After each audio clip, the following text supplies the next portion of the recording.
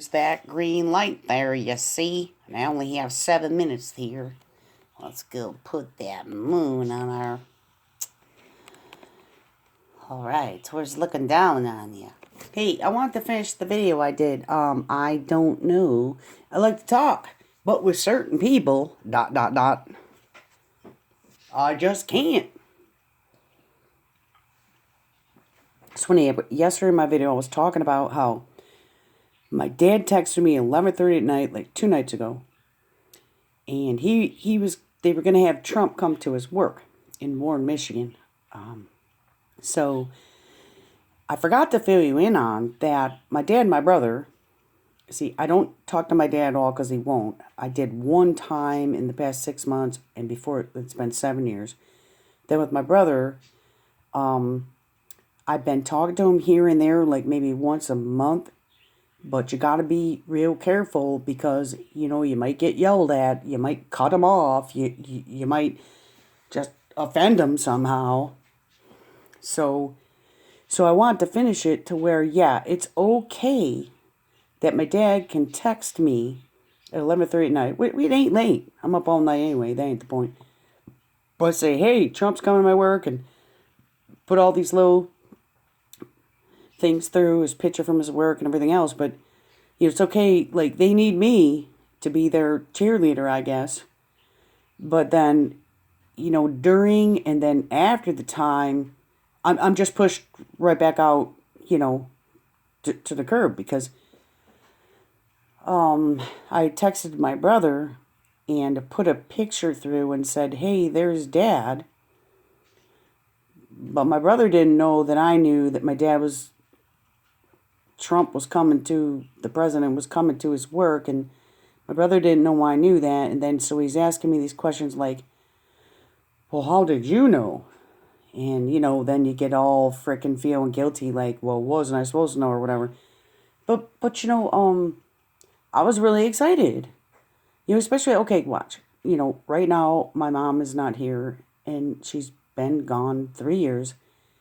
But my mom and dad were divorced, and it caused a lot of problems between me and my brother, me and my dad, me and my mom, my brother and my mom.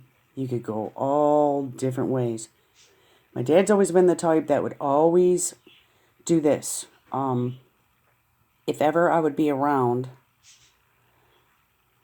he would do it to my brother too, I think. And he would always say, and he would get real mad, it's your mother's fault. And he'd get red in the face and even spit in your face. He never drank. He never did drugs. He never did anything. He just straight up angry. That's how he is. He don't look angry when you look at him. He don't appear to be anything like that, but I don't know what it is. So anyway, it's okay to call and text me and everything else. And, I do like President Trump. And my dad and my brother, when I had the conversation with my brother a couple times, he hates Trump. And he keeps telling me, I wish I could like him. I'm thinking, well, why don't you try? If you want to try to like somebody, why don't you try? What's stopping you? But if I come out to a person who is like that, very set in their ways or whatever else, I'm going to be the big jerk.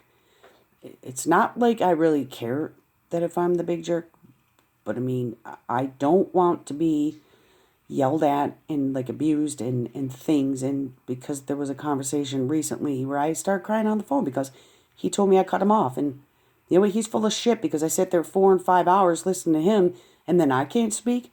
So whatever.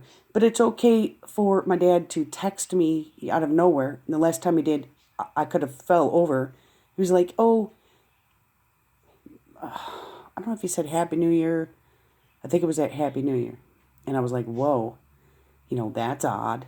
That's odd that he would text me. Real quick, a side point. Every time when my mom and dad were divorced, they've been divorced since 96, and now she's passed in 2016. But every time, if my dad would know my mom had his phone number he would always change his number. But one good thing, I guess, I'm in the okay because my dad hasn't changed his phone number yet, eh? But see, he needs me to be his cheerleader for his little Trump rally that Trump came in. Neither one, my brother or my dad, liked Trump, and I already found that out through my brother. But I think it's so interesting that finally, Trump had to come to his work, and my dad was one of the ones to be picked to be invited to go. I guess a lot of other people, I heard through my brother, weren't picked.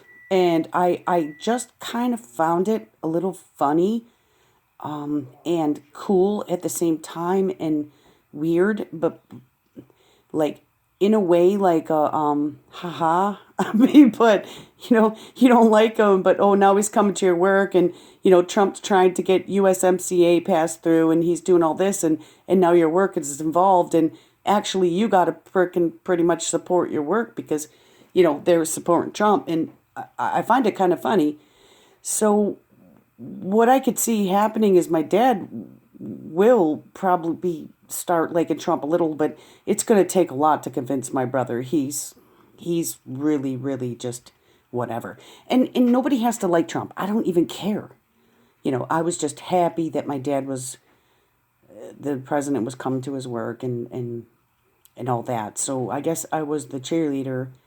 And like today, I heard nothing. I didn't get a thank you. I didn't get an oh cool. I didn't get nothing. And I happened to be on my phone with my brother for an hour and 50 minutes.